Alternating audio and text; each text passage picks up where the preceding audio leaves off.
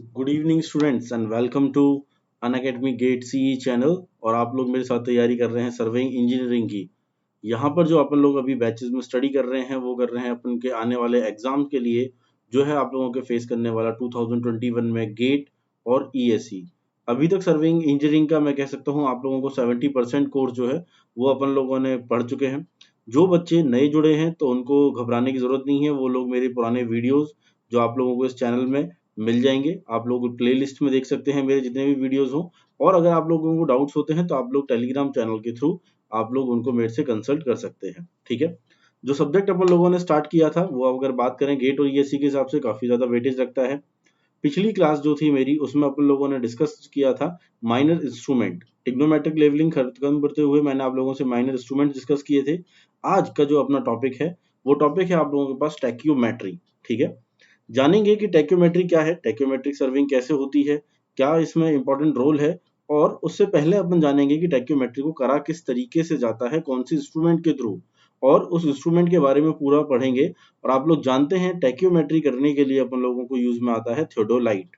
बिना थियोडोलाइट की मदद से अपन टैक्योमेट्री को नहीं कर सकते हैं। क्लास स्टार्ट करने से पहले हमेशा की तरह मैं आप लोगों के साथ शेड्यूल डिस्कस कर लेता हूँ। जो बच्चे नए जुड़े हैं ये उनके लिए फायदेमंद है। आप लोगों को मैं बताने के लिए बताना चाहूंगा कि इंग्लिश मीडियम में जो अपना जो कोर्स चल रहा है वो चल रहा है अपना सुबह 7 से 10:30। मेरे साथ आप लोग सर्विंग पढ़ रहे हैं जो कि बैचेज हैं 7 से लेकर 10 तक। मैं 8:30 से 10 तक आप लोग सर्विंग पढ़ रहे हैं। आरएसएम एसएसबी जो राजस्थान में वैकेंसी है उसका बैचेज जो चल रहे हैं वो 4 से 7 चल रहे हैं। जिन बच्चों ने जो पहली बार आए हैं वो इस चैनल को जरूर सब्सक्राइब कर दें। और आप लोग कह सकता हूँ बेल बेल आइकन को जरूर प्रेस करें ताकि आप लोगों को टाइम टू टाइम अपडेट्स मिलती रहें। ठीक है, तो आज की क्लास को अपन स्टार्ट करते हैं। स्टार्ट अपन करेंगे थियोडोलाइट से। ठीक है, थियोडोलाइट क्या है? अपन लोग जानते हैं थियोडोलाइट एक ऐसा इंस्ट्रूमेंट है जिससे मैं क्या कर सकता हूं, मेरे हॉरिजॉन्टल और वर्टिकल एंगल्स को क्या कर सकता हूं, मेजर कर सकता हूं।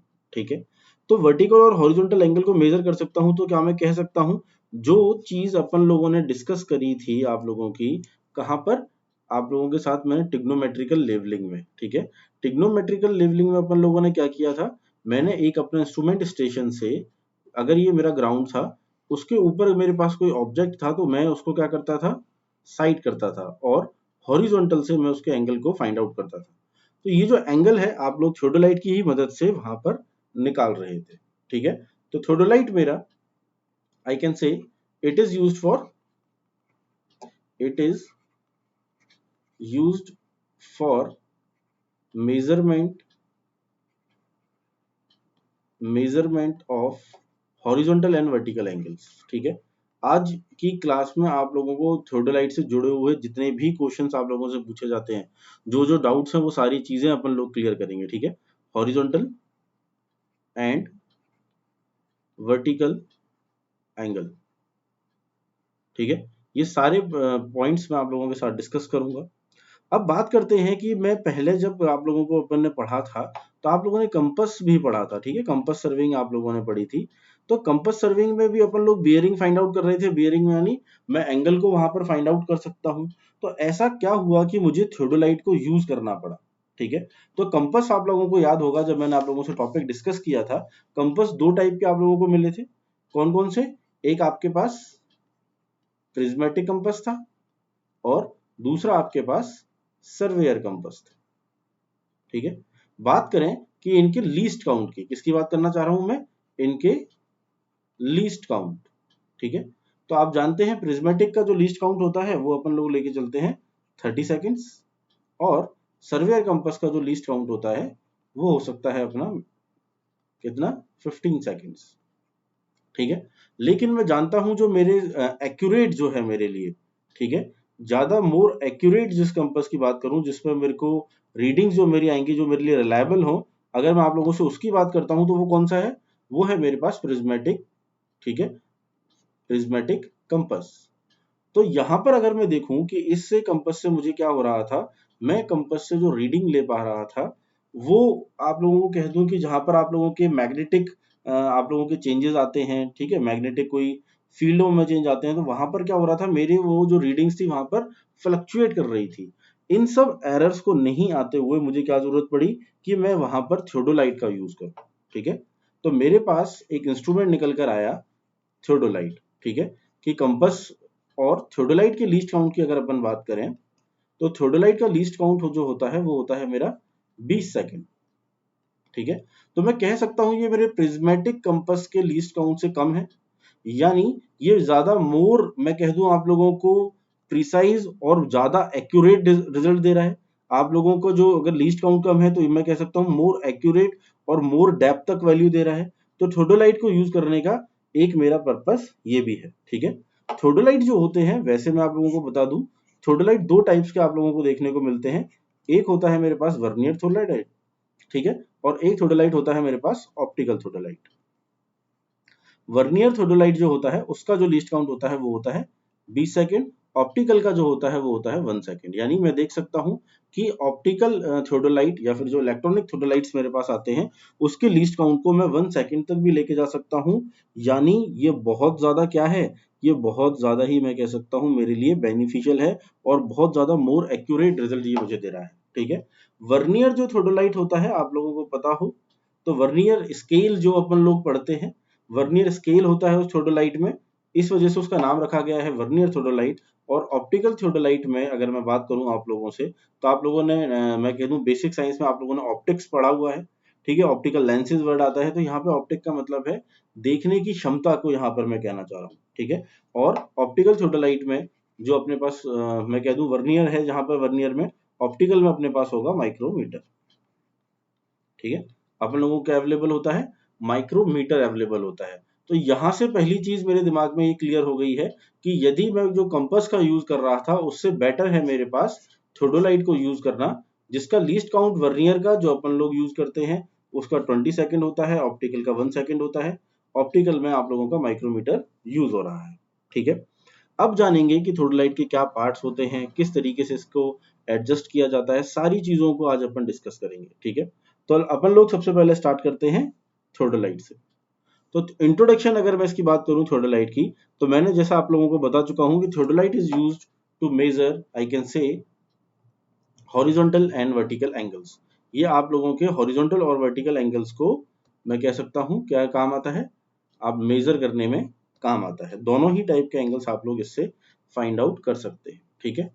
Second thing is it is more precise than magnetic compass. वो मैं आप लोगों को अभी समझा चुका हूँ। मैग्नेटिक फील्ड चेंज होने की वजह से उसकी रीडिंग जो है, या फिर मैं कह दूं मैग्नेटिक नीडल है, वो डिफ्लेक्ट होती है, ठीक है। और इसी वजह से मैं कह सकता हूं जो मेरा थियोडोलाइट है वो क्या होता है, वो ज्यादा प्रिसाइज होता है, ठीक है। ये चीज मेरे बिल्कुल क्लियर आप लोगों को हो जानी चाहिए, ठीक है। लीस्ट काउंट की अगर मैं बात करूं, जो लीस्ट काउंट होता है आप लोगों का वो भी काफी ज्यादा कम होता है एज कंपेरिजन टू आप लोगों का मैग्नेटिक कंपास, ठीक है। लीस्ट काउंट जो होगा वो क्या होगा, काफी कम होगा। कितना होता है, 20 सेकेंड लीस्ट काउंट अपन लोग लेकर चलते हैं। तो ये बात रही मेरे किसकी, थियोडोलाइट की, ठीक है। थियोडोलाइट आप लोगों ने, मैं आई होप आप लोगों ने कॉलेज वगैरह में भी यूज किया होगा, अगर आप लोगों ने सर्वेइंग कॉलेज में पढ़ चुके हैं आप अभी तक, ठीक है। तो ये बेसिक चीज है जो अपन लोगों से पूछी जाती है। अब बात करते हैं आगे, ठीक है, कि थियोडोलाइट की मदद से अपन लोग क्या क्या चीजों को कर सकते हैं फील्ड में, ठीक है। तो सबसे पहले मैं एक बात आप लोगों को बताना चाहूंगा कि जो थियोडोलाइट सर्वेइंग होती है, it is the most accurate surveying, it is the most accurate surveying instrument, ठीक है, mainly used for measuring horizontal and vertical angles. यानी मैं कह सकता हूं कि हॉरिजॉन्टल और वर्टिकल एंगल्स की जो वैल्यू मिल रही है मुझे मोस्ट एक्यूरेट थियोडोलाइट के थ्रू मिल जाती है। बात करें इसके फंक्शंस क्या क्या है, ठीक है, यानी थियोडोलाइट का आप लोग यूज कहां कहां करेंगे, मैं बात कर रहा हूं फंक्शंस की, ठीक है।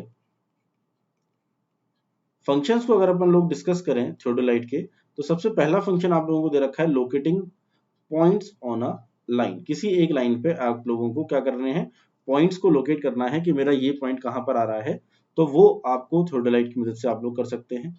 प्रोलॉन्गिंग ऑफ सर्वे लाइन, कोई मेरी सर्वे लाइन थी मुझे उसको आगे तक बढ़ाना है, ठीक है, तो मैं उसको आगे एक्सटेंड कर सकता हूं। दो पॉइंटों के बीच का मैं डिफरेंस लेवल फाइंड आउट कर सकता हूं कि यदि मैं कंसीडर करूं ए पॉइंट और बी पॉइंट, तो इन दोनों पॉइंटों में मुझे कितना डिफरेंस मिल रहा है, उस चीज को मैं इजीली फाइंड आउट कर सकता हूं। चौथी चीज है आप लोगों के पास सेटिंग आउट ऑफ ग्रेड्स, यानी थियोडोलाइट का यूज मैं किस लिए कर सकता हूं, मैं थियोडोलाइट का यूज ग्रेड्स यानी स्लोप को डिफाइन करने के लिए ले सकता हूँ। ये जो है मेरा, आप लोगों के मैं कह दूं, आप लोगों को जब भी आप लोगों को हाईवे प्रोजेक्ट करते हैं, रेलवे प्रोजेक्ट करते हैं, तो वहां पे सेटिंग आउट ऑफ ग्रेड्स की बहुत आप लोगों को आवश्यकता पड़ती है। ठीक है, रेंजिंग कर्व्स, आप लोगों को कर्व पर रेंजिंग करनी हो, थोड़ोलाइट मेरे इसमें काम आएगा। और मोस्ट इंपॉर्टेंटली जो आज मेरा टॉपिक का भी है, मैंने आप लोगों को बताया, दैट इज टैक्योमेट्रिक सर्वे। ठीक है, टैक्योमेट्री क्या होता है, टैक्योमेट्री और इसको क्यों नाम दिया गया है टैक्योमेट्री, ये सारी चीजें मैं आप लोगों के साथ डिस्कस करूंगा। लेकिन उससे पहले आप लोगों का जानना जरूरी है कि आप लोग समझें कि थियोडोलाइट की वर्किंग कैसे होती है। टैक्योमेट्री जो है, वैसे आप लोगों को बता दूं तो it is a branch of surveying, I can say angular. ठीक है, जिसमें आप लोग, it is a branch of surveying in which we done angular measurement. ठीक है, यानी हॉरिजॉन्टल और वर्टिकल एंगल्स को निकालने को ही टैक्योमेट्री कहा जाता है। इंस्ट्रूमेंट जो यूज होता है उसमें वो थियोडोलाइट होता है। ठीक है, थियोडोलाइट जो यूज होगा उसमें एक टेलीस्कोप होता है। क्या क्या रहेगा टैक्योमेट्री में, उसको अपन आगे डिस्कस करेंगे, पहले अपन थियोडोलाइट को और डीपली समझते हैं। तो सबसे पहले यहाँ पर आप लोगों को मैंने एक डायग्राम शो कर रखा है। डायग्राम में आप लोग देख सकते हैं कि जो मेरा थियोडोलाइट जो होता है, ठीक है, ये एक्सिस जो है टेलीस्कोप का, ठीक है, this is my line of site. ठीक है, ये जो आप लोगों को पिंक लाइन से दिखाया हुआ है, this is vertical axis. Vertical axis आप लोग जहां पर भी इंस्ट्रूमेंट स्टेशन बनाएंगे, मैं कह सकता हूं ये उसी पॉइंट पर आप लोगों का वर्टिकल एक्सिस लाई करना चाहिए। ठीक है, और आप लोगों का दिस इज वर्टिकल सर्कल। ठीक है, जो कि आप लोगों का टेलीस्कोप के साथ क्या होता है, फिक्स होता है।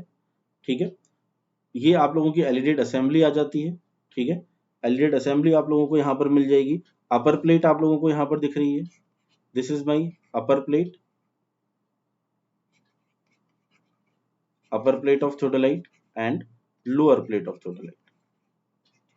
ठीक है, तो इस टाइप का कुछ इंस्ट्रूमेंट होता है जिसका मैं करूँ आप लोगों से बात, जो मैंने आप लोगों को फर्स्ट स्लाइड में दिखाया था थियोडोलाइट का पूरा जो कंसेप्ट किस तरीके से दिखता है, उसको भी मैं आप लोगों को एक और बार दिखा देता हूँ। ये है मेरे पास थियोडोलाइट, आप लोग देख सकते हैं। आप लोगों को यहाँ पर सारी चीजें दिखा रखी है कि दिस इज एन टेलीस्कोप। ठीक है, वर्टिकल सर्किल आप लोगों को क्लियरली यहाँ पर मेंशन हो रहा है। आप लोगों के अपर प्लेट आप लोगों को दिख रही है।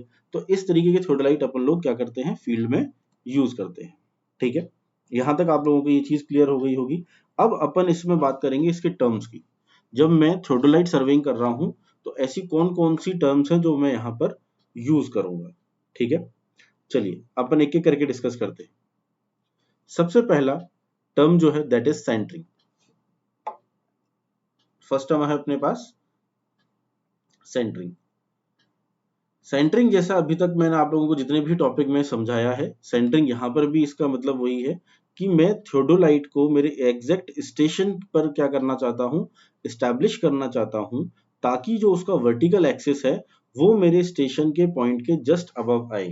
अभी आप लोगों को जो मैंने थियोडोलाइट का मैं आप लोगों को दिखाया था कि जो वर्टिकल एक्सिस जो होता है वो मेरे, मैं कह सकता हूँ, इंस्ट्रूमेंट स्टेशन के लाई करना चाहिए। This is my centring. ठीक है, और इसको मैं किसकी मदद से कर सकता हूं, ठीक है, इसको मैं कर सकता हूं मेरे प्लम बॉब की मदद से। ठीक है, आप लोग प्लम बॉब को सस्पेंडेड कर दें। ठीक है, और अपने पॉइंट को मैं कह सकता हूं, आप अपने पॉइंट को इस्टेब्लिश कर दें ग्राउंड पर, या फिर ग्राउंड से मैं कह सकता हूं आप लोग इस्टेब्लिश कर सकते हैं अपने थियोडोलाइट को। ठीक है, तो यहाँ पर मैंने आप लोगों को मेंशन कर दिया, एक प्लम बॉब होता है जो थियोडोलाइट से एक हुक के थ्रू अटैच होता है, और प्लम बॉब की मदद से आप लोग क्या कर सकते हैं, पॉइंट पर वर्टिकल एक्सिस को स्टैब्लिश कर सकते हैं। तो this is my method of centring. बात करें आगे, तो दूसरा टर्म और बहुत मोस्ट इंपॉर्टेंट टर्म आप लोगों के पास आती है ट्रांजिटिंग। कि ट्रांजिटिंग क्या है। ठीक है, ट्रांजिटिंग के लिए मैं आप लोगों को बता दूं कि पहले इसको समझते हैं कि ट्रांजिटिंग होता क्या है। ठीक है, ट्रांजिटिंग में क्या है, अगर मान लीजिए कि ये मेरे पास टेलीस्कोप है मेरा। ठीक है, दिस इज माय टेलीस्कोप, और इस टेलीस्कोप को जो कि मैं थियोडोलाइट में मेरा यूज कर रहा हूं, if I can say that if I can rotate it in a vertical plane. ठीक है, ये एक पॉइंट बाद इस तरीके से मेरा यहाँ पे शिफ्ट हो गया। ठीक है, और इसको मैं इसी तरीके से डाउनवर्ड्स भी ले जा सकता हूँ। ठीक है, तो मुझे दिख रहा है कि जो मेरा टेलीस्कोप है वो क्या हो रहा है, वो अप एंड डाउन क्या कर रहा है, ट्रांजिट कर रहा है, मूव कर रहा है, उसी को कहा जाता है ट्रांजिटिंग। ठीक है, यानी बहुत सिंपल लैंग्वेज में मैं यहाँ पर कह सकता हूँ कि मेरा जो आप लोगों का टेलीस्कोप जो है उसको हॉरिजॉन्टल एक्सिस पर, ठीक है, हॉरिजॉन्टल एक्सिस पर घुमाने को मैं क्या कह रहा हूँ, ट्रांजिटिंग यहाँ पर नाम दे रहा हूँ। इसके दो मोस्ट इंपॉर्टेंट नाम भी यहाँ पर दिए जाते हैं, जो कि आपसे कई बार क्वेश्चनों में मैं कह दूं, जो जेईएन वगैरह के एग्जाम्स है वहां पर आप लोगों से पूछा भी गया है कि ट्रांजिटिंग को ही प्लंजिंग भी कहा जाता है और इसको रिवर्सिंग भी कहा जाता है। ठीक है, आई कैन से इट प्लंजिंग और रिवर्सिंग। अगर बात करें इसके डेफिनेशन की जो मैंने आपको समझाई, तो it is the process of turning the telescope about its horizontal axis through 180 degree in a vertical plane, ठीक है, that thus bringing it upside down and making it a point exactly in opposite direction। यानी मैं क्या कर सकता हूं, मेरे theodolite को मूव करा के अपोजिट डायरेक्शन तक भी ला सकता हूं। ठीक है, तो दिस इज माय ट्रांजिटिंग। यहां तक आई होप आप लोगों को क्लियर हो गया होगा। आप लोगों को कोई डाउट होते हैं तो आप लोग मेरे से पूछ सकते हैं कमेंट करके। नेक्स्ट मैं आप लोगों से बात करना चाहूंगा swinging of telescope. What is swinging of telescope? तो मैंने अभी आपको टेलीस्कोप में आप लोगों को बताया था कि टेलीस्कोप अपन लोगों को किस तरीके से वहां पर दिख रहा है। ठीक है, यदि मैं कह दूं कि ये मेरे पास आप लोगों का टेलीस्कोप है, ठीक है, थियोडोलाइट में, ये मेरे पास क्या है, आप लोगों का वर्टिकल सर्कल में इसको कह सकता हूं, दिस इज माय टेलीस्कोप। ठीक है, उसके बाद मेरे पास असेंबली आएगी आप लोगों की, एलईडी असेंबली। ये मेरी अपर प्लेट हो गई है और ये मेरी लोअर प्लेट हो गई है। This is my upper plate, this is my lower plate. अगर मैं अपर प्लेट को और लोअर प्लेट के रिस्पेक्ट में क्या करूं, अगर मैं उसको घुमाता हूं, ठीक है, मैं उसको इस तरीके से घुमाता हूं हॉरिजॉन्टली कि जो मेरा टेलीस्कोप है, ठीक है, वो वर्टिकल एक्सिस जो है, मतलब अबाउट वर्टिकल एक्सिस के अबाउट क्या है, वो टर्न कर जाए, उसको कहेंगे स्विंगिंग। कैसे समझते हैं? यदि ये टेलीस्कोप इसमें था, इसको घुमाने कर यानी हॉरिजॉन्टल घुमाकर मैं इसको इस तरीके से ले आता हूं कि मेरा टेलीस्कोप जो है वो इस डायरेक्शन में आ गया है अब। ठीक है, ठीक है, टेलीस्कोप जो है वो मेरा इस डायरेक्शन में आ गया है। और जो मैं कह दूं कि आप लोगों का वर्टिकल सर्कल, इसके मैं कह दूं आप लोगों को कि अगर ये लेफ्ट साइड था, अब ये मुझे राइट साइड दिख रहा है। ठीक है, कहाँ दिख रहा है ये मुझे, राइट साइड, अगर मान के चलता हूं मैं, तो इस तरीके से अगर मैंने इसको स्विंग करा दिया है पूरा, तो वो मेरा कहलाता है स्विंगिंग ऑफ द टेलीस्कोप। यानी मेरा जो टेलीस्कोप है, जो वर्टिकल सर्कल था मेरे पास, उसके क्या हो गया है, अगर वो राइट में था तो वो लेफ्ट में आ जाए, लेफ्ट से अगर वो राइट में चला जाए, इसका मीन होता है swinging of telescope. I hope आप लोगों को ये चीज समझ में आ गई होगी। ठीक है, डेफिनेशन भी मैंने आप लोगों के लिए लिख रखी है। It means turning the telescope about its vertical axis in a horizontal plane. ठीक है, इसको अपन दो नाम देते हैं, राइट और left, according to the telescope is rotated clockwise और एंटी क्लॉकवाइज। ठीक है, काउंटर क्लॉकवाइज, एंटी क्लॉकवाइज एक ही चीज है। तो यहां पर मैं मेंशन कर दूं, यदि आप उसको राइट घुमाते हैं, ठीक है, राइट डायरेक्शन में घुमाते हैं, तो वो कहलाएगा आप लोगों का क्लॉकवाइज स्विंगिंग। क्या कहलाएगा? Clockwise swinging. और यदि मैं कह दूं कि आप लोग उसको लेफ्ट साइड अगर आप लोग उसको रोटेट करा रहे हैं, तो वो आप लोगों का कहलाएगा anti clockwise, anti clockwise swinging. ठीक है, एंटी क्लॉकवाइज स्विंगिंग। तो यहां तक आप लोगों को ट्रांजिटिंग और स्विंगिंग आई होप आप लोगों को क्लियर हो चुका होगा। ठीक है, नेक्स्ट बात करते हैं अपन लोग, आप लोगों के पास टर्मिनोलॉजी आ रही है फेस लेफ्ट और फेस राइट की। ठीक है, दो टर्मिनोलॉजीज मुझे यहाँ पर देखने को मिल रही है, फेस लेफ्ट और फेस राइट। फेस लेफ्ट क्या होता है? जैसे मैंने अभी आप लोगों को स्विंगिंग बताया था, तो आप लोग यहाँ पर ध्यान दें, यदि आपके थियोडोलाइट में अगर मैं मान के चलता हूं जो मेरा वर्टिकल सर्कल है, ठीक है, अगर वो मेरा लेफ्ट साइड है, ठीक है, जब आप लोग अब रीडिंग ले रहे हैं, यानी अगर मैं थियोडोलाइट से रीडिंग ले रहा हूं और जो मेरा लेफ्ट है उसी साइड मुझे क्या मिल जाए, मेरे लेफ्ट साइड ही वर्टिकल सर्कल मिल जाए, तो मुझे क्या कहलाएगा वो, यानी अगर मैं कह दूं कि अगर मेरा फेस इस डायरेक्शन में है आप लोगों का, ठीक है, आप साइट इस डायरेक्शन में कर रहे हैं, this is your line of site, तो अगर मुझे जो वर्टिकल सर्कल मिल रहा है, अगर ये मेरे को लेफ्ट साइड में मिल जाता है टेलीस्कोप के, ठीक है, अगर ये लेफ्ट साइड में मिल जाता है तो वो मेरा क्या कहलाएगा, फेस लेफ्ट कहलाएगा, ठीक है। तो आई कैन से if the vertical circle of the instrument is on left side of the observer while taking reading, the position is called face left, ठीक है। And the observation taken on horizontal and vertical circle in this position, वो सारी की सारी observation क्या कहलाएंगी, face left observation कहलाएंगी, जो मैंने vertical circle को अपने लेफ्ट हैंड साइड में क्या कर रखे, लेफ्ट हैंड साइड में रखते हुए जितनी भी ऑब्जर्वेशन ली है वो मेरी फेस लेफ्ट ऑब्जर्वेशन कहलाएंगी। अब मैं क्या कर सकता हूं, मैं उसको स्विंग करा सकता हूं, ठीक है, और स्विंग कराने के बाद क्या होगा, मेरा जो वर्टिकल सर्कल है वो राइट साइड आ जाएगा, ठीक है, और उसको मैं कहूंगा फेस राइट, ठीक है। थ्योडोलाइट को स्विंग कराने के बाद जो मेरा वर्टिकल सर्कल है वो आप लोगों को कहां दिखेगा, राइट साइड दिखेगा। तो आई कैन से if the vertical circle of the instrument is on the right side of the observer while taking reading, the position is called face right। और जितनी भी ऑब्जर्वेशन आप लोग, चाहे आप हॉरिजॉन्टल लें चाहे आप लोग वर्टिकल लें, वो सारी की सारी ऑब्जर्वेशन क्या कहलाएंगी, फेस राइट ऑब्जर्वेशन कहलाती है, ठीक है। तो आई होप आप लोगों को फेस लेफ्ट फेस राइट में आप लोग कोई कंफ्यूजन नहीं है, बहुत सीधा सिंपल सा मीनिंग है। वर्टिकल सर्कल रीडिंग लेते वक्त लेफ्ट है तो फेस लेफ्ट, राइट है तो आप लोगों का फेस राइट वो कहलाएगा, ठीक है। आगे बढ़ते हैं अपन लोग, आगे देखेंगे अपन लोग, इसमें एक आ रहा है आप लोगों के पास चेंजिंग फेस।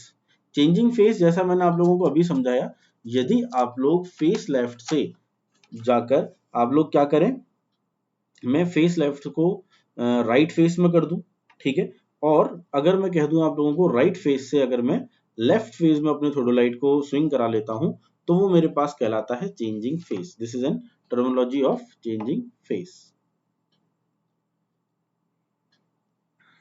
ठीक है।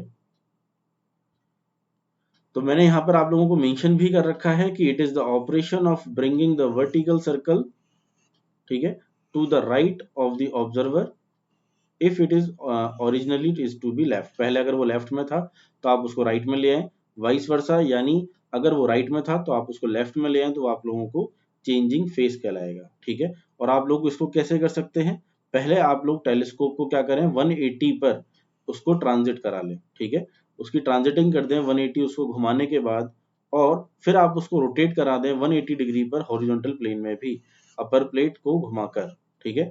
इसका मीनिंग क्या हुआ, पहले अपन ट्रांजिटिंग कर रहे हैं टेलीस्कोप की और उसके बाद में स्विंगिंग कर रहा हूं, ठीक है, थ्रू 180, तो मेरा वो हो जाएगा चेंजिंग फेस। पहले टेलीस्कोप को ट्रांजिट, ठीक है, ट्रांजिटिंग कर रहा हूं 180 डिग्री पर, उसके बाद स्विंगिंग कर रहा हूं, उसकी स्विंगिंग यानी हॉरिजॉन्टल पर उसको मूव करा रहा हूं, ठीक है, 180 डिग्री से, तो मेरा क्या हो जाएगा, फेस चेंज हो जाएगा, ठीक है। ये चीज आप लोगों को यहां पर क्लियर होनी चाहिए। यहां पर मैं आप लोगों के लिए एक और चीज यहां पर मेंशन कर देता हूं जो आप लोग हमेशा याद रखें, ठीक है, कि आपके पास एक टर्म आती है, ठीक है, और टर्म क्या आती है वो मैं आप लोगों को बताता हूं। आप लोगों को कई बार कहा जाता है टेलीस्कोप नॉर्मल, क्या कहा जाता है, टेलीस्कोप नॉर्मल। टेलीस्कोप नॉर्मल आप लोग उसमें कहेंगे जब आप लोगों का वर्टिकल सर्कल, ठीक है, इज ऑन लेफ्ट फेस, ठीक है, इज ऑन लेफ्ट फेस, तो उस टर्म को आप लोग नाम देंगे टेलीस्कोप नॉर्मल। यदि मैं कह दूं कि अगर ये जो आप लोगों का वर्टिकल सर्कल है is on right face,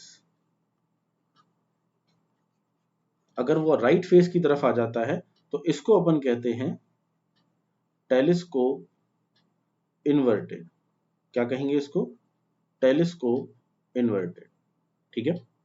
next terminology है आप लोगों के पास लाइन ऑफ कोलैमिनेशन। आप लोगों को मैं पहले भी बता चुका हूँ, line of collimation and line of sight में आप लोगों का कोई भी फर्क नहीं है। ये एक तरीके की इमेजिनरी लाइन होती है जो आप लोगों के क्रॉस हेयर के इंटरसेक्शन से पास होती हुई डायफ्राम के ऑप्टिकल सेंटर जो आप लोगों का ऑब्जेक्टिव ग्लास में रहता है वहां तक कंटिन्यू जाती है। ठीक है, यानी मैं कह सकता हूं कि अगर मैं यहाँ से अगर विजन कर रहा हूं तो यहाँ से एक लाइन स्ट्रेट जाएगी जिसको मैं लाइन ऑफ साइट कहूंगा, जो मेरे ऑब्जेक्ट ग्लास तक पहुंचती है। ठीक है, that is line of sight. Next अपन बात करें, नेक्स्ट है आप लोगों के पास एक्सिस ऑफ टेलीस्कोप। ठीक है, तो एक्सिस ऑफ टेलीस्कोप मैंने आप लोगों को डायग्राम में दिखाया था। ठीक है, एक्सिस ऑफ टेलीस्कोप कैसे क्या होता है मेरा, यदि ये मेरे पास टेलीस्कोप है तो ये एक्सिस जो यहाँ से पास करेगा, this is my axis of telescope. मैं कह सकता हूँ ये एक मेरी इमेजिनरी लाइन है जो मेरे optical centre of object glass को, ठीक है, मेरे सेंटर ऑफ आई पीस से ज्वाइन करती है। ठीक है, next is axis of level tube. ठीक है, लेवल ट्यूब जो होता है एक्सिस इसका, उसको अपन बबल लाइन भी टर्मिनोलॉजी में यूज करते हैं। ठीक है, ये मैं कह दूं कि it is a straight line tangentially to the longitudinal curve of the level tube. जो आप लोगों का लेवल ट्यूब है, ठीक है, उसमें जो लॉन्गिट्यूडनल कर्व है उसके टेंजेंट जो लाइन आप लोगों की पास होती है सेंटर ऑफ ट्यूब से, वो आप लोगों की एक्सिस ऑफ लेवल ट्यूब कहलाता है। ठीक है, मैं बात करूं कि आप लोगों का जो लेवल ट्यूब, कब मैं कह दूं कि वो जो लेवल ट्यूब की मदद से अपन लोग कहेंगे कि एक्चुअल में सही लेवल है, आप लोग जानते हैं जब मेरा बबल कहाँ होगा, बबल मेरा सेंटर में होगा, तो मैं मान के चलूंगा कि जो मेरी लेवलिंग है थियोडोलाइट की वो प्रॉपर है। ठीक है, next is vertical axis. Vertical axis मैंने आप लोगों को समझाया था, ये अगर जो मेरा इस वाई डायरेक्शन में जो एक्सिस बनता है वो मेरा वर्टिकल एक्सिस कहलाता है। ठीक है, जिसके अराउंड मैं कह सकता हूँ, जिसके एक्सिस के अबाउट अपन टेलीस्कोप को रोटेट कराते हैं हॉरिजॉन्टल प्लेन में, वही मेरा क्या कहला रहा है, वर्टिकल एक्सिस कहला रहा है। और उसी तरीके से आप लोगों के पास होता है exit, I can say horizontal axis. ठीक है, जिसमें आप लोग टेलीस्कोप को रोटेट कराते हैं वर्टिकल प्लेन में। ठीक है, हॉरिजॉन्टल एक्सिस का एक और नाम यहाँ पर दिया गया है जो आप लोगों को याद रखना है, उसको टर्नियन एक्सिस भी कहा जाता है। ठीक है, छोटे मोटे क्वेश्चंस आप लोगों से पूछ लिए जाते हैं थियोडोलाइट सर्वेइंग से, इस वजह से ये सारी टर्मिनोलॉजीज आप लोगों को याद रखना बहुत जरूरी है। तो आई होप आप लोगों को सारी टर्मिनोलॉजीज जो थी थियोडोलाइट की वो क्लियर हो गई होंगी। नेक्स्ट अब अपन बात करेंगे एडजस्टमेंट्स की, कि थियोडोलाइट में कौन कौन से एडजस्टमेंट्स किए जाते हैं। ठीक है, अगर मैं बात करूं आप लोगों से थियोडोलाइट के एडजस्टमेंट की, तो दो टाइप के एडजस्टमेंट्स आप लोग यहाँ पर देखेंगे जो कि होते हैं परमानेंट एडजस्टमेंट, और दूसरा जो देखा गया है वो होता है मेरे पास टेम्पररी एडजस्टमेंट। ठीक है, परमानेंट एडजस्टमेंट्स वो एडजस्टमेंट्स होते हैं आप लोगों के, जो वहां मैं आप लोगों को बता दूं, जो कि एक बार ही आप लोगों के, मैं कह दूं कि जब आप लोगों ने इंस्ट्रूमेंट लिया है वो एक बार ही किए जाते हैं। टेम्पररी एडजस्टमेंट्स वो एडजस्टमेंट कहलाते हैं जब भी मैं थियोडोलाइट को कहीं भी सेटअप करूंगा तो वो मुझे करने ही पड़ेंगे। ठीक है, तो इन दोनों में फर्क जैसा कि नाम से पता पड़ रहा है, परमानेंट एडजस्टमेंट जो कि उसमें एक बार हो गए तो वहां पर परमानेंट रहेंगे, टेम्पररी एडजस्टमेंट जो कि मैं स्टेशन चेंज करता रहूंगा तो मुझे वो बार बार करने पड़ेंगे।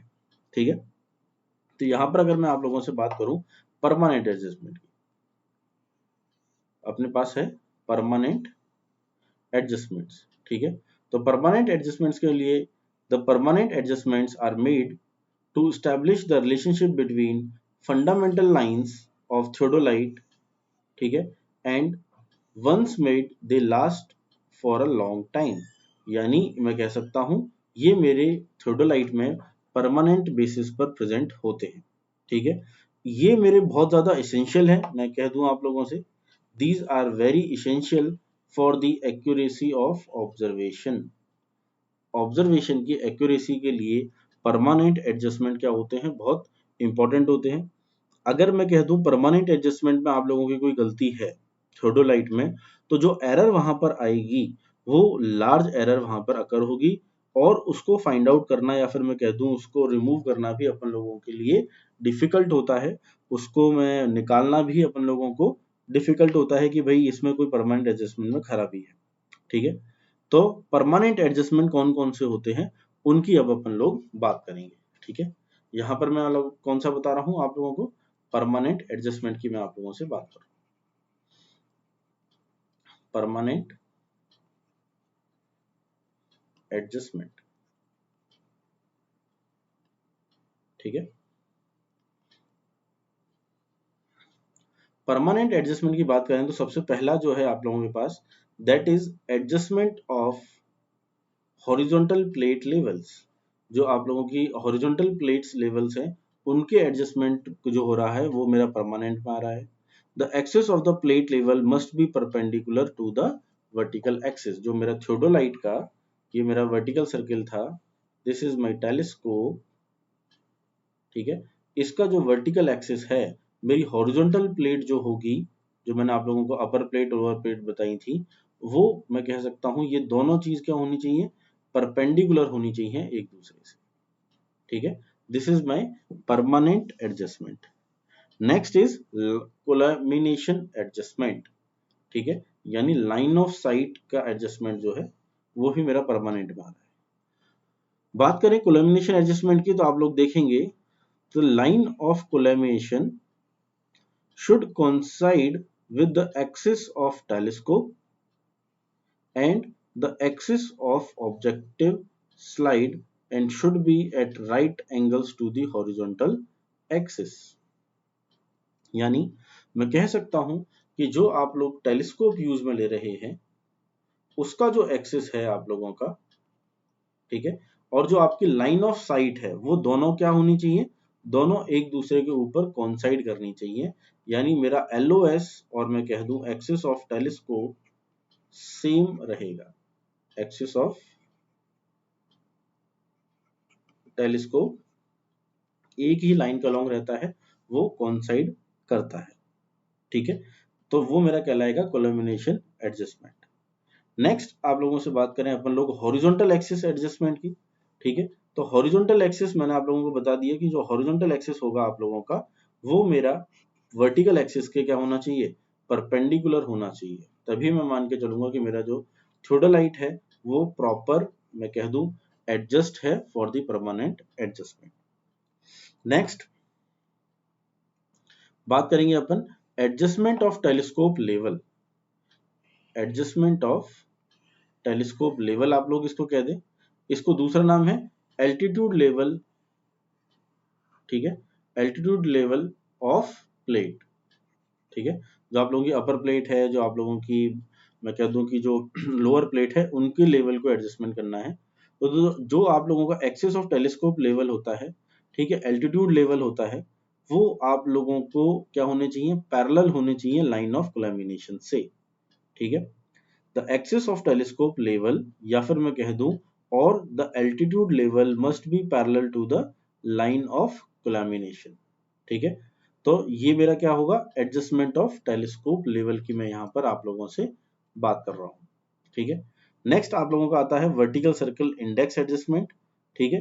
तो जो आप लोगों ने वर्नियर, जो आप लोग यहाँ पर स्केल यूज कर रहे हैं वर्नियर सर्कल के तौर पर, वो आप लोगों को मैं कह दूं कि जब आप लोगों का लाइन ऑफ कोलैमिनेशन क्या है, बिल्कुल हॉरिजॉन्टल है, जब आप टेलीस्कोप से बिल्कुल मैं कह दूं कि हॉरिजॉन्टल आप लोगों का लाइन ऑफ कोलैमिनेशन है, तो मेरे वर्टिकल सर्कल जो है, ठीक है, वर्टिकल सर्कल पे जो मेरा वर्नियर है उसमें जो रीडिंग आनी चाहिए वो मेरी रीडिंग आनी चाहिए मेरी 0 के बराबर, ठीक है। तो वो मेरा क्या कहलाएगा, वर्टिकल सर्कल इंडेक्स एडजस्टमेंट कहलाएगा। और ये सारे के सारे जितने भी एडजस्टमेंट मैंने आप लोगों से बात किए हैं वो सारे परमानेंट एडजस्टमेंट ऑफ थियोडोलाइट में आते हैं। बात करें कि क्या अपन को इतना डीपली पढ़ना जरूरी है, हाँ, थियोडोलाइट को इतना डीपली पढ़ना इस वजह से जरूरी है क्योंकि कई बार देखा गया है कि अगर गेट और ईएससी की बात करें तो वहां पर नहीं, लेकिन छोटे मोटे एग्जामों में आप लोगों को थियोडोलाइट से मिलने वाले क्वेश्चंस बहुत ज्यादा होते हैं, एन नंबर्स, और थोड़ा सा मैं कह दूं आप लोगों को कंसेप्चुअल है, तो ये सारी चीजों को कवर करना भी काफी जरूरी हो जाता है। क्योंकि जब मैं गेट और ईएससी में जब मैं सब्जेक्टिव पेपर मैं लिखूंगा ईएससी का, गेट में अगर मैं कह दूं कोई हार्ड न्यूमेरिकल आप लोगों को मिलेगा तो वहां पर ये कंसेप्ट क्लियर होना बहुत जरूरी है, ठीक है।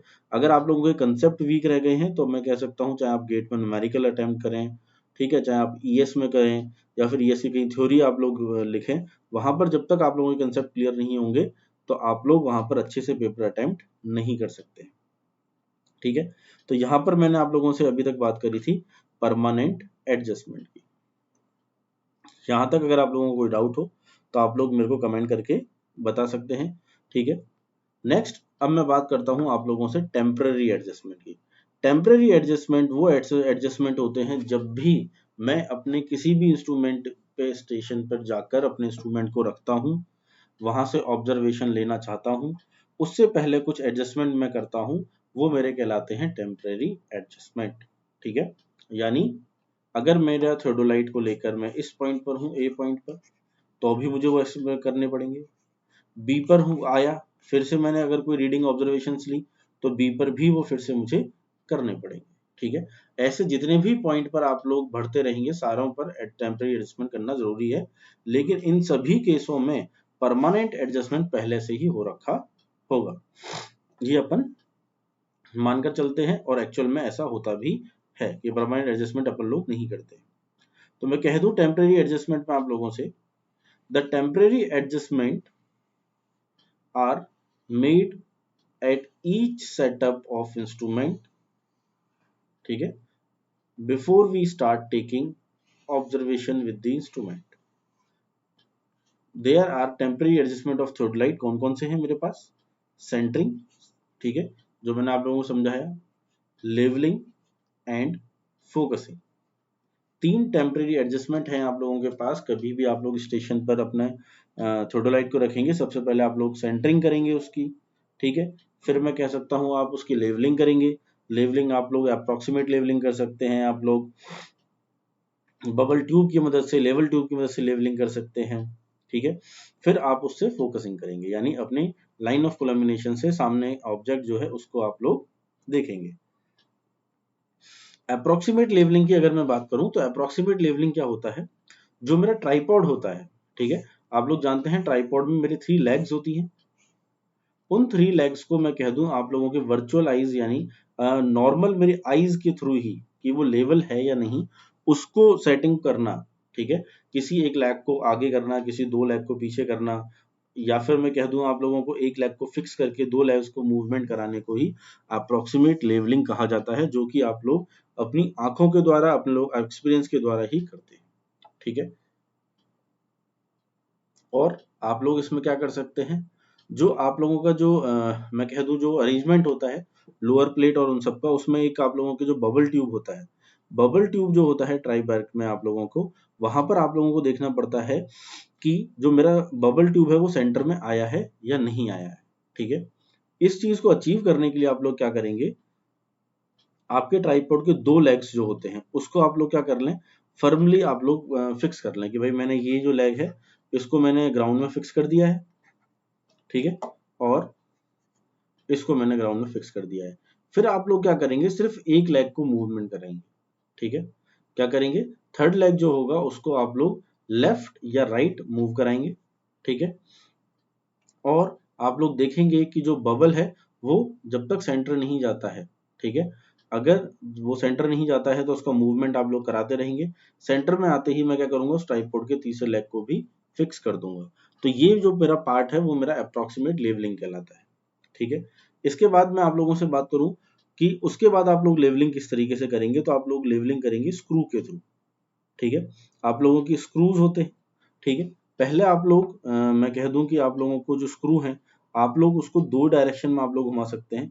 या तो आप उसको आउटवर्ड ही घुमाएंगे, जैसे इसमें दिखा रखा है आप लोगों को, तो यहाँ पर क्या हो रहा है, मैं इसको आउटवर्ड घुमा रहा हूँ स्क्रूज को, और आप लोगों का जो बबल ट्यूब में जो बबल है वो क्या करेगा, वो मेरा सेंटर में आप लोग उसको लाने की कोशिश करेंगे।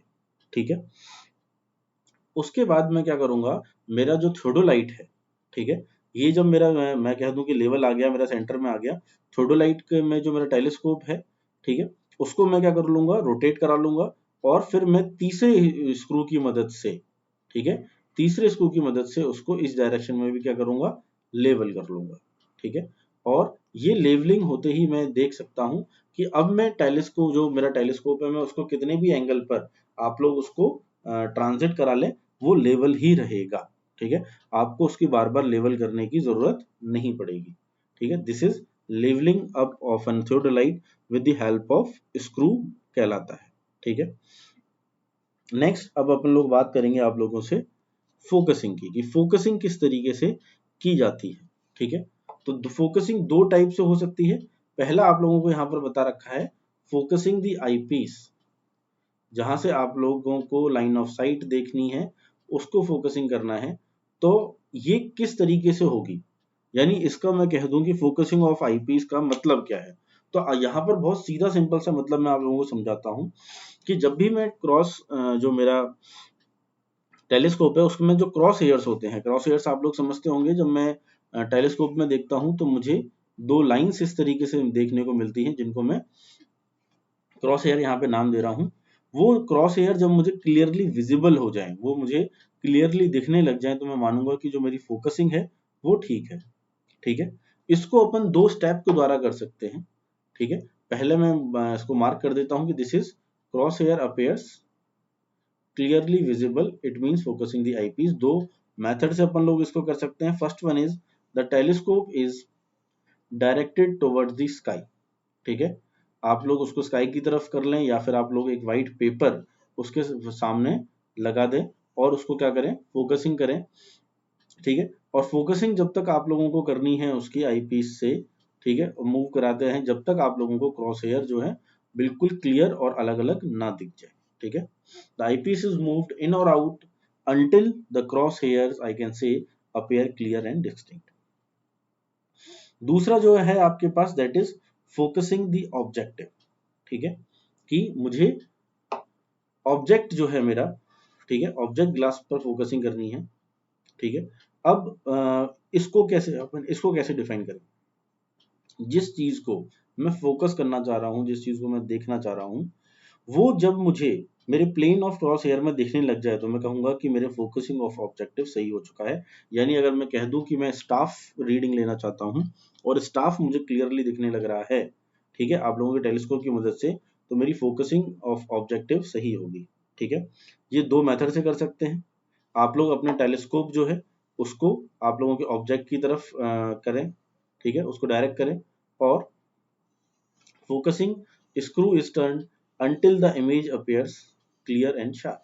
आप लोग क्या करेंगे, फोकसिंग स्क्रू को मूव कराएंगे और जब तक उसको मूव कराते रहेंगे जब तक मुझे स्टाफ जो है जिसको मैं साइट करना चाह रहा हूं वो मुझे क्लियरली ना दिखने लग जाए। जैसे वो क्लियरली दिखेगा तो मैं उसको स्क्रू को टर्न नहीं करूंगा।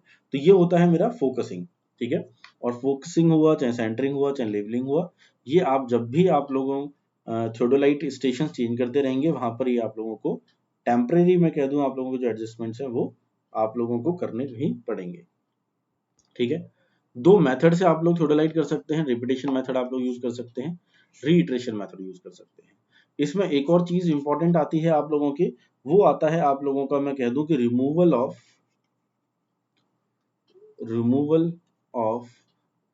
कोलैमिनेशन एरर। ठीक है, क्या कहेंगे अपन इसको, रिमूवल ऑफ कोलैमिनेशन एरर किस तरीके से किया जाता है।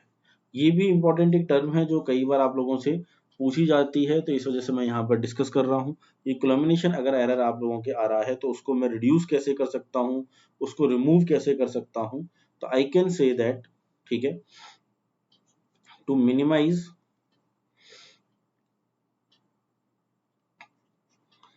द एरर, ठीक है, वी टेक आर रीडिंग, ठीक है, इक्वल्स टू, कैसे लेंगे अपन लोग, जो आप लोगों के फेस राइट से आप लोगों ने रीडिंग ली है। फेस राइट में आप लोगों को समझा चुका हूं, जब आप लोग लाइन ऑफ साइट देख रहे हैं तो वर्टिकल सर्कल मेरे टेलीस्कोप के राइट साइड में होगा, और जितनी ऑब्जर्वेशन आप लोगों ने लेफ्ट, जो मैं कह दूं आप लोगों को फेस से ली है, डिवाइडेड बाई 2 अगर मैं कर देता हूं और इस वैल्यू को मैं यूज करता हुआ चलूं, तो मैं कुछ हद तक, या फिर मैं कह दूं ये कोलैमिनेशन एरर को मैं रिड्यूस करने में या फिर उसको रिमूव करने में कुछ हद तक क्या होता हूं, मतलब सफल होता हूं। ठीक है, तो ये क्वेश्चन आप लोगों से कई बार पूछा गया था, इस वजह से मैंने आप लोगों को बताया है। अगर आप लोगों से कोई पूछे कोलैमिनेशन एरर को अपन किस तरीके से रिड्यूस कर सकते हैं, तो दैट इज फेस राइट की जो रीडिंग है, लेफ्ट फेस की जो रीडिंग है, उन दोनों को प्लस करके डिवाइड बाई 2 अपन लोग यूज में ले सकते हैं। ठीक है, यहां तक मैंने आप लोगों से बात करी थियोडोलाइट की। ये थियोडोलाइट क्या होता है, किस तरीके से उसको मैं लेवलिंग में यूज करता हूँ, और क्यों मैंने उसको कंपास के बजाय मैंने थियोडोलाइट पर आया। सारी चीजों को अपन ने देखा कि जो मेरा कंपास था उससे मैं बियरिंग निकाल सकता था, लेकिन उसका लीस्ट काउंट कम था, मतलब ज्यादा था। ठीक है, और जो मेरे थियोडोलाइट का लीस्ट काउंट है वो कम है। इससे जो मुझे रीडिंग्स मिल रही हैं वो मुझे बहुत ही अप्रोप्रिएट रीडिंग्स मुझे यहाँ पर मिल रही हैं। एक जो ऐसा इंस्ट्रूमेंट है जिसमें मुझे परमानेंट और आप टेम्परेरी एडजस्टमेंट्स को करने पड़ रहे हैं, और कुछ मेथोडोलॉजी मेरे दिमाग में आज क्लियर हो गई है कि स्विंगिंग ऑफ टेलीस्कोप क्या होता है, ट्रांजिट ऑफ टेलीस्कोप क्या होता है। ठीक है, यानी स्विंगिंग ऑफ थियोडोलाइट क्या होता है और ट्रांजिट ऑफ थियोडोलाइट क्या होता है, ये दोनों चीजें मेरी क्लियर हो गई हैं। तो अब मैं अपने नेक्स्ट टॉपिक जो कि मेरा मेन टॉपिक है उसकी तरफ अब मैं थोड़ा सा बढ़ सकता हूँ। ठीक है, जो कि है मेरा क्या, टेक्यूमेट्री। ठीक है, what is my topic, today's topic जो मैं थियोडोलाइट के बाद पढ़ना चाह रहा हूँ, दैट इज माय टेक्यूमेट्री। ठीक है, तो टेक्यूमेट्री को भी अपन डिस्कस करते हैं। तो मेरे पास आया है टेक्योमेट्रिक सर्वेइंग, कि टेक्योमेट्रिक सर्वेइंग क्या होती है। तो मैं आप लोगों की इसकी डेफिनेशन मैंने आप लोगों को अभी आप लोगों से शेयर करी कि टेक्योमेट्रिक सर्वेइंग होता क्या है। ठीक है, तो टेक्योमेट्रिक सर्वेइंग के लिए मैंने आप लोगों को बताया, आई कैन से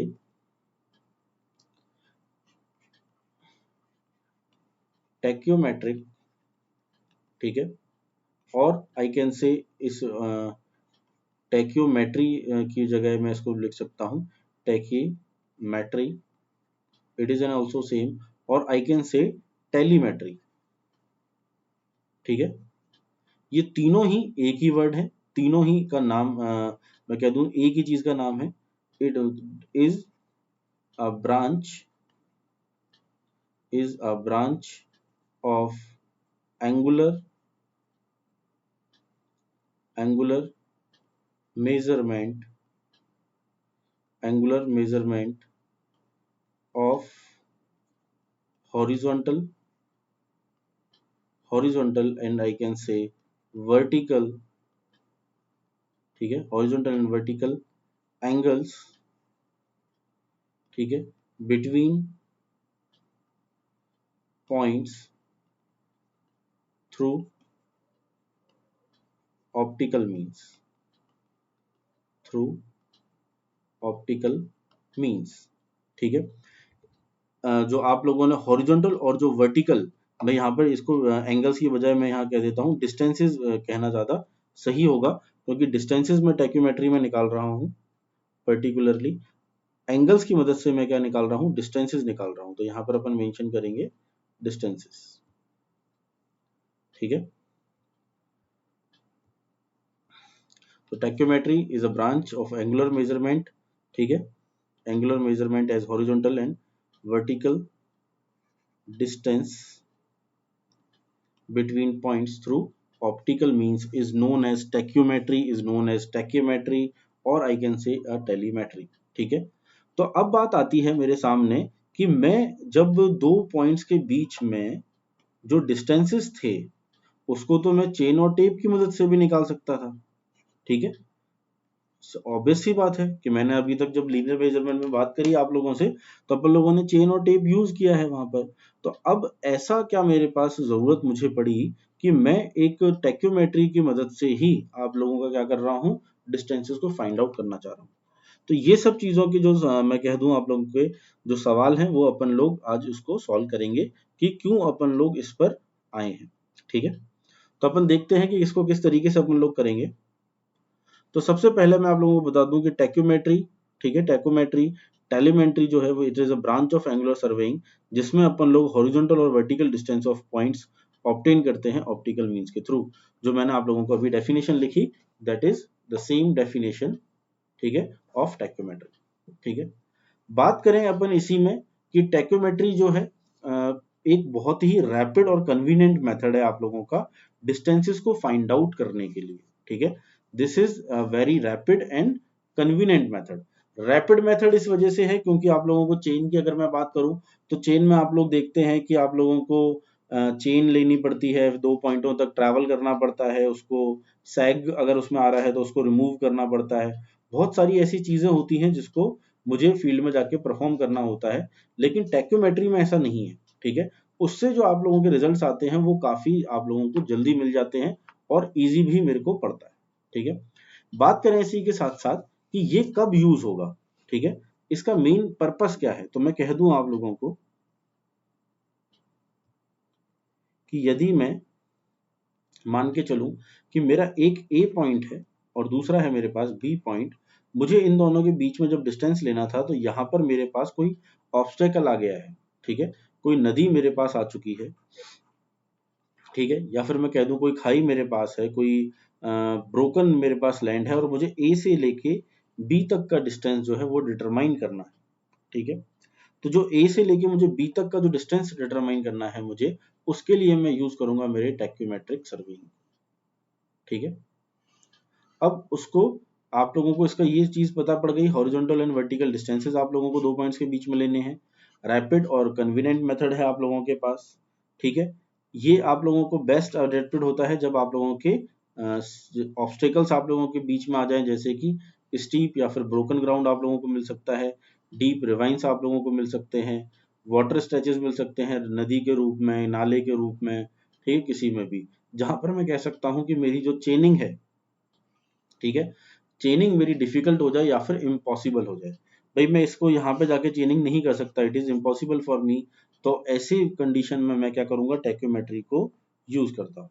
ठीक है, the primary object of tacheometry क्या है मेरा, प्रिपरेशन ऑफ कंटूर्ड मैप। मेरे को कंटूर मैप बनाने के लिए मैं क्या करता हूँ, टैक्योमेट्री को मोस्टली यूज में लेता हूँ, क्योंकि कंटूर मैप में मुझे दो पॉइंट्स के दोनों ही मैं कह दूं आप लोगों को मेरे को चाहिए होते हैं दोनों, चाहे हॉरिजॉन्टल डिस्टेंस की बात करूं चाहे मैं वर्टिकल डिस्टेंस की बात करूं, मुझे दो पॉइंट्स के बीच में दोनों ही डिस्टेंसेस को मुझे मैप पे शो करना पड़ता है। इस वजह से कंटूर मैप को बनाने के लिए मैं टैक्योमेट्री का यूज लेता हूं।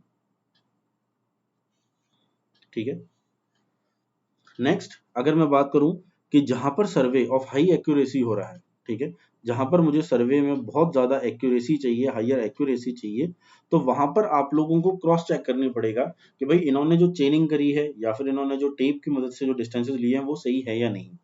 उसको चेक करने के लिए भी मैं टैक्योमेट्री का यूज कर सकता हूं, क्योंकि टैक्योमेट्री के थ्रू मैं जो रिजल्ट्स निकालूंगा वो बहुत जल्दी मुझे मिलते हैं।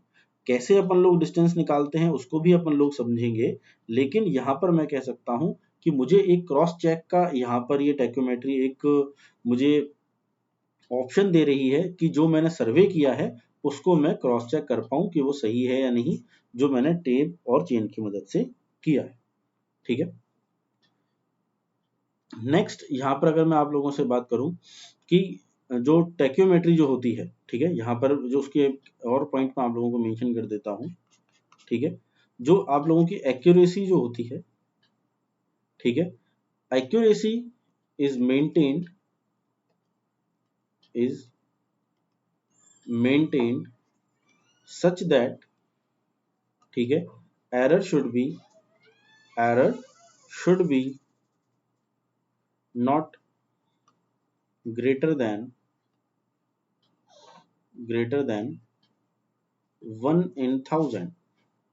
यानी मैं कह सकता हूं कि मैं इस टैक्योमेट्री मेथड को जब यूज करूंगा जब मुझे एक्यूरेसी कितनी चाहिए कि उसमें जो एरर आ रहा है वो 1 in 1000 से ज्यादा ना आए, ऐसे केस में मैं टैक्योमेट्री को यूज कर सकता हूं।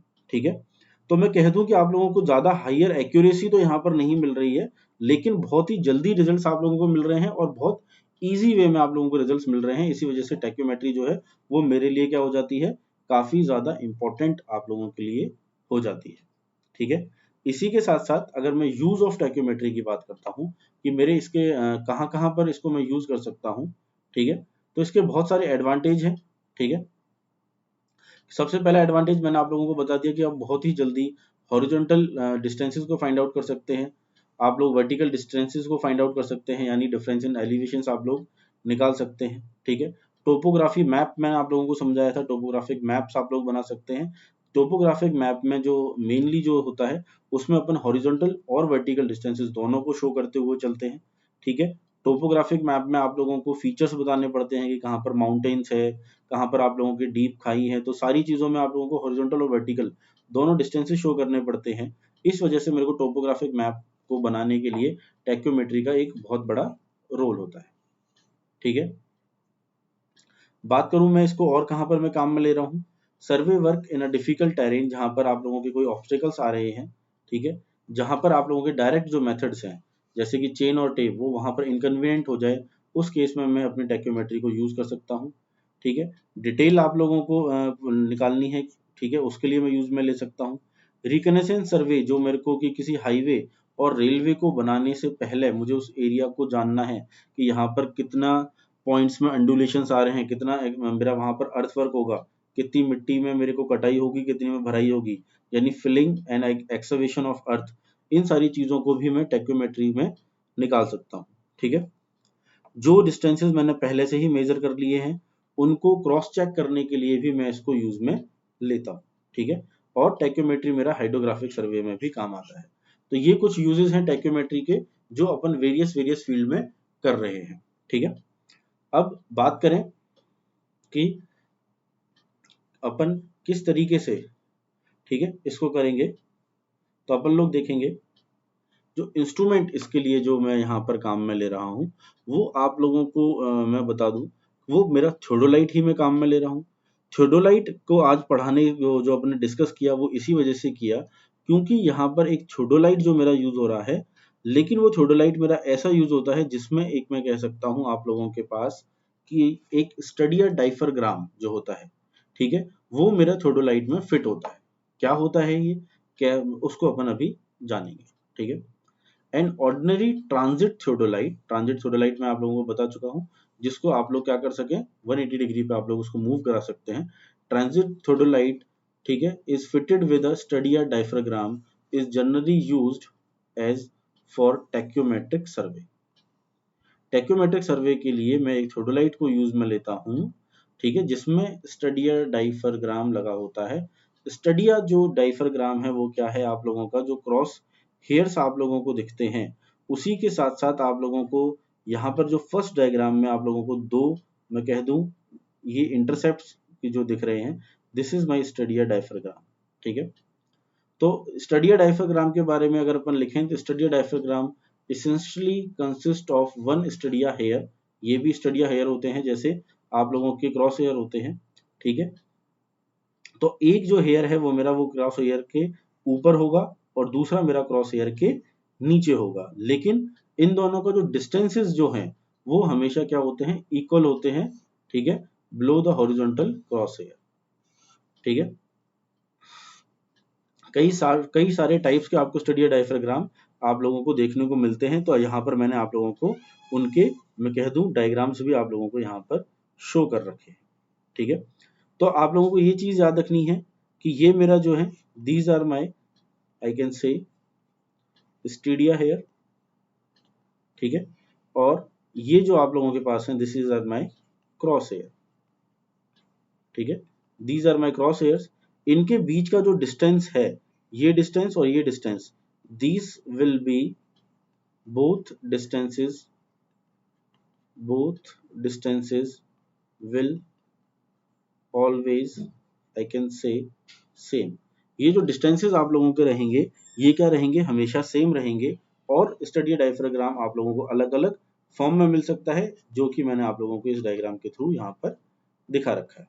ठीक है, तो टैक्योमेट्री के लिए मुझे समझ में आ चुका है कि एक थियोडोलाइट होगा, थियोडोलाइट में मुझे एक स्टडिया मिलेगा जिसमें मुझे क्रॉस हेयर के साथ साथ दो आप लोगों के स्टडिया हेयर्स भी दिखेंगे। उन वो क्यों दिखते हैं और अपन लोग उसकी मदद से कैसे वैल्यू को निकालते हैं वो भी अपन लोग डिस्कस करेंगे। ठीक है, उससे पहले मेरे लिए जानना ये बहुत जरूरी है कि जो टेलीस्कोप जो मेरे स्टडिया जो आप लोगों का यूज हो रहा है वो 3 टाइप्स के होते हैं। ठीक है, और ये कौन कौन से हैं उनको अपन डिस्कस करते हैं।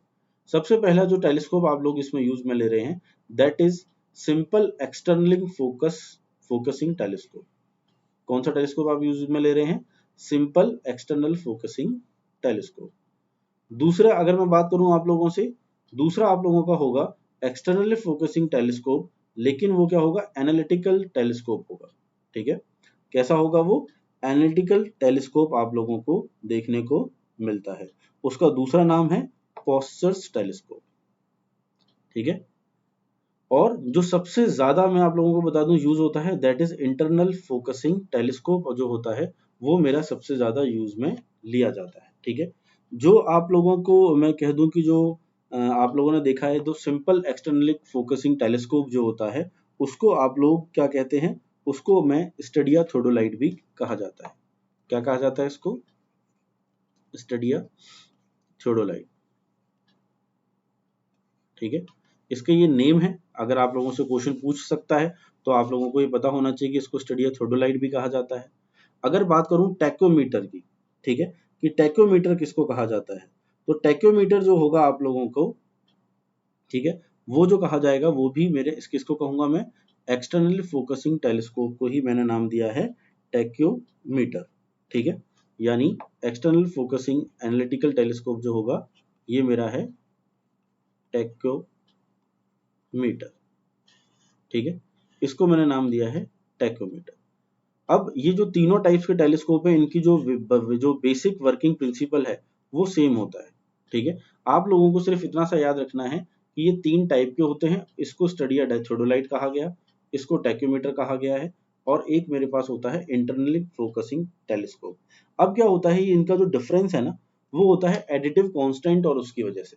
अब बात करते हैं कि एडिटिव कांस्टेंट क्या होता है। मैं आप लोगों को यहाँ पे सिंपल सा बता दूं, एडिटिव जो कांस्टेंट होता है वो आप लोगों को, ये जो टेलीस्कोप बनता है ये अलग अलग कंपनीज बना रही हैं। ठीक है, तो वो कुछ आप लोगों को मल्टीप्लाइंग कांस्टेंट, एडिटिव कांस्टेंट जो होते हैं वो आप लोगों को खुद गिवन वहां से देती है। ठीक है, उसकी वैल्यू मैं यूज करता हूं जब भी मैं कोई भी ऑब्जर्वेशन लूंगा।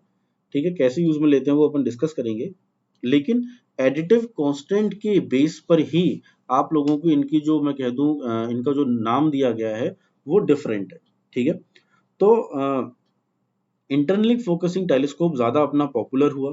ठीक है, पॉपुलर ये इस वजह से हुआ क्योंकि इसका जो एडिटिव कांस्टेंट था वो काफी ज्यादा कम था। ठीक है, कंपैरिजन टू किसके, एक्सटर्नली फोकसिंग टेलीस्कोप के। तो यहां पर मैं लिख देता हूं आप लोगों को, it is more popular due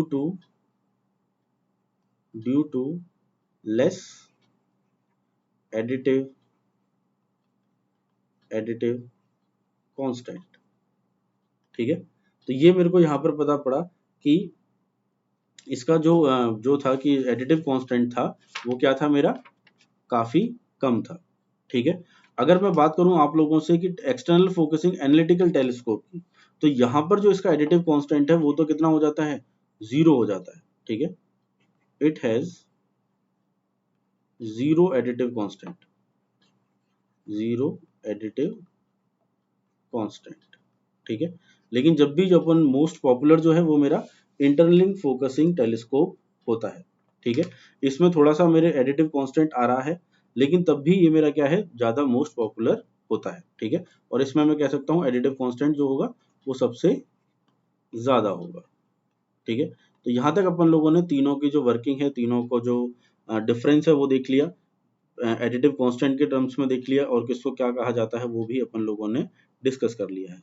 अब मैं आप लोगों से बात करूंगा कि एक टैक्योमीटर जो होता है, उस टैक्योमीटर में मैं कह दूं आप लोगों को क्या क्या क्वालिटी होनी चाहिए वो अपन लोग डिस्कस कर लेते हैं, क्योंकि इससे कई बार एग्जाम्स में आप लोगों के पास क्वेश्चन भी पूछे गए हैं।